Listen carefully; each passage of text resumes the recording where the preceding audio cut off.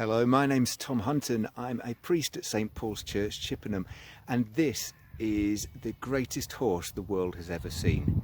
This is Bunty, and she's going to help us with today's talk.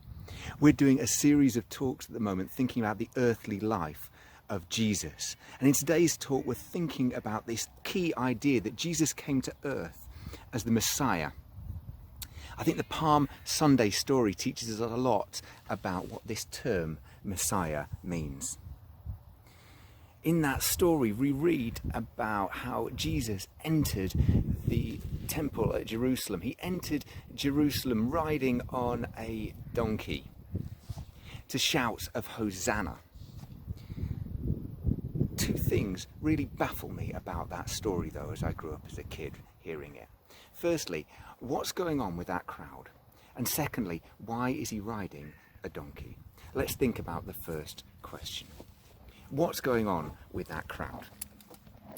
That crowd came out to shout Hosanna and to welcome this Messiah because they'd read or been told about Old Testament promises about who this Messiah was going to be. Somebody who was going to usher in a bright future, gather all people from all corners of the earth and bring peace and harmony. A great future. They were under occupation at the time, and I guess they would have thought that this Messiah was going to be a military leader who was going to bring an end to the occupation by the Romans.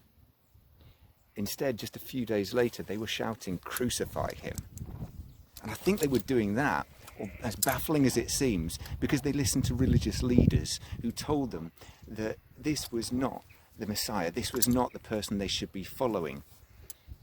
Instead, they were telling the people that this person was making all sorts of bizarre claims. He was blaspheming and he needed to be killed.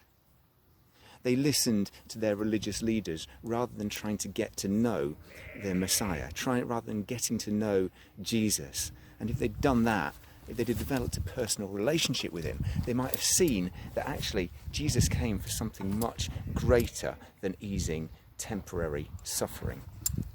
Thinking about something greater brings us on to my second question. Why did Jesus ride into Jerusalem on a donkey?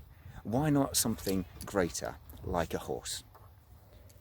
Don't get me wrong, I love donkeys. I used to work as an equine vet before I worked as a priest, and this is one of my favourite patients. I think donkeys are great. I just don't get why Jesus, the Messiah, couldn't have ridden into Jerusalem riding something greater, like a horse. Again, there's an Old Testament promise. In Zechariah, we read that the Messiah would ride into Jerusalem on the back of a donkey. I just don't get why Zechariah couldn't have promised something greater. Why couldn't he have prophesied that Jesus, the Messiah, would ride in on the great-great-great-great-great-great-great-grandmother of Bunty? Why couldn't he have ridden into Jerusalem in some style? Instead, he rocks up Western-super-Mare style, riding a donkey. A grown man riding a donkey looks ridiculous. He would have been too big. His feet would have been dragging on the floor. But then I think that maybe tells us a little bit something about this Messiah. See, had he ridden in on a donkey, he would have been above the people. He would have been looking great, like a military leader here to overthrow. And that's not what Jesus came for. Instead, rather than looking down on the people on a horse, he comes in on a donkey with his feet on the ground and eye to eye with the people. That's important because Jesus came for a personal relationship between people and God. Rather than overthrowing some military regime, Jesus came to overthrow something much greater. He came to overthrow the barrier of sin so we could have a personal relationship with God and a great future of peace and harmony in heaven.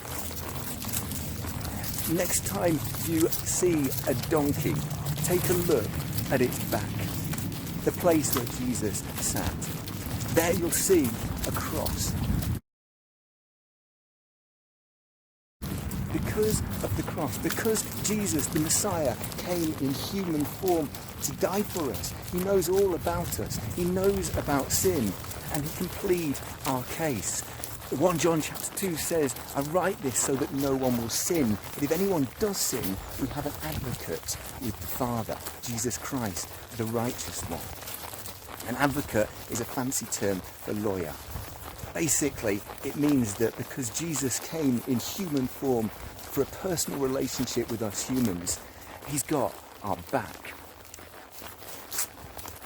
Please comment on this video. Let us know any Bible stories that have always been baffling for you. Maybe we can do a video about those. And please, wherever you go, whatever's going on in your life at the moment, remember that Jesus has got your back.